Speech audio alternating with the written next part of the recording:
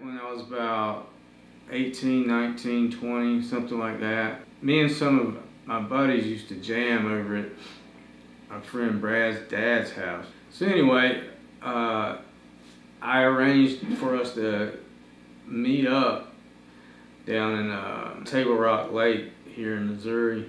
The lake is really cool. So we got a house on the lake. Got my buddy Brad and Mickey to come, bass player to show up.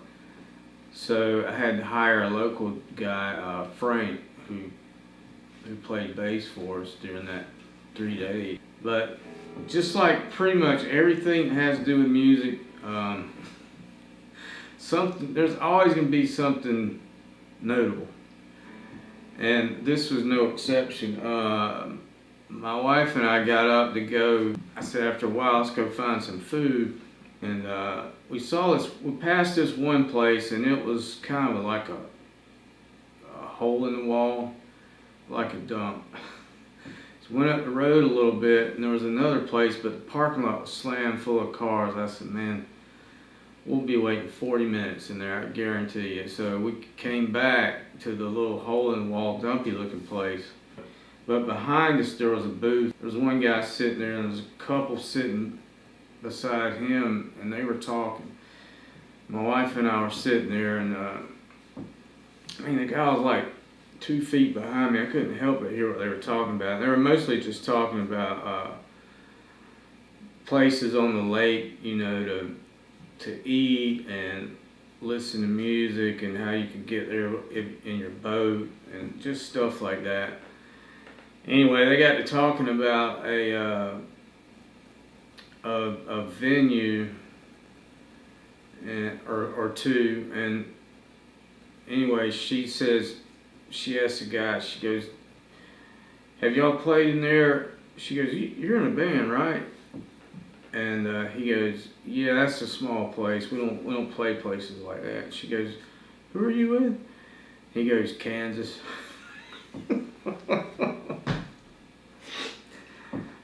I was like, okay, are you kidding?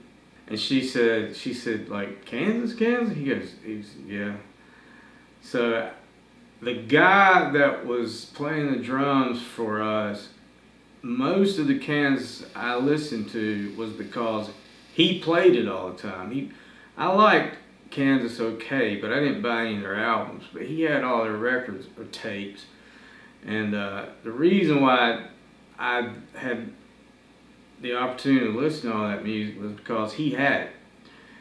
And I was sitting there thinking to myself, I said, and I'm not a jock sniffer at all, but in this instance, I was like, I cannot not turn around and shake this guy's hand 2 feet away from me when my buddies are in town right now because of a reunion jam session. So I spun around and I said, hey man, I'm sorry to barge in on y'all, but man, I love Kansas. I said, what is your name? And he told me his name, and I forgot it. I said, what instrument do you play? And he said the guitar. And I said, did you write Carry On? He cut me off. He goes, no, that was Carrie. I just looked his name up, and I can't. Anyway, right away he just said, no, that was Carrie so-and-so. That was pretty bizarre. Now, I can't figure out who this guy is. He said he was on the second and third album, played guitar. I don't know if he was just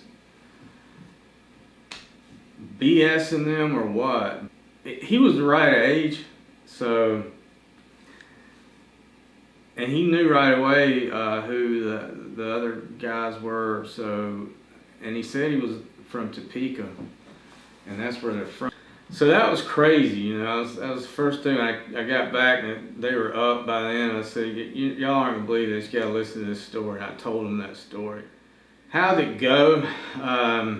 Well, we gave it the old college try. The problem, really, I think the main problem was, since they were staying there at the house, so that was cool. But Frank, the bass player,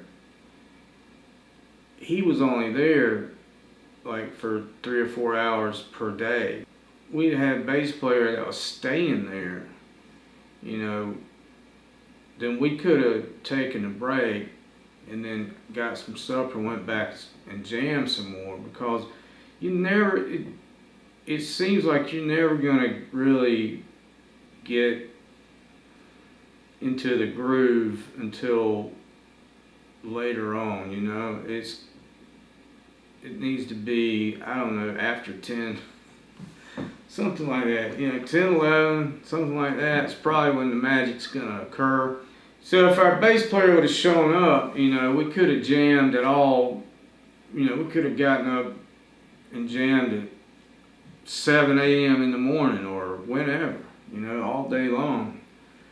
I'm telling what could have came up through that, but we were kind of at the mercy of his schedule. I should have taken a bass. I don't know why I didn't do it. I should have taken a bass with me. I had so much stuff in the truck. I just didn't want to pack one more thing, but I should have packed a bass, and then that way we could have jammed at night. I don't know why I didn't do it. I don't know why I didn't think of that. So, I mean, honestly, we never got out of first gear. We never, you know, the train never really left the station. We got on the train, but it never really left the station. You know, I never really got warmed up. You know, I don't know about y'all, but I have to sit here for about 45 minutes jamming before I really start getting to the point where I feel like I'm, you know, starting to loosen up, and I'm in sync, and I'm, you know, it's doing something. That doesn't always happen, but it takes a while.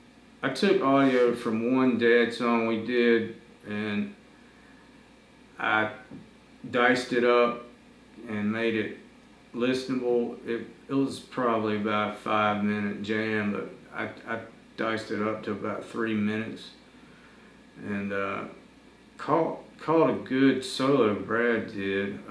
I cut mine out. It didn't sound good, and I made a video out of that. But that's really about the best thing.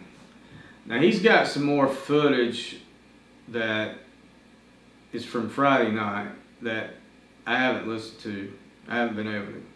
He hasn't sent it, so there might be something in there worth making another video one of these days. I don't know. We'll see. It was good to see the guys. That was the main thing anyway. You know, that was the main thing. Jamming was just gravy. That's how that story goes.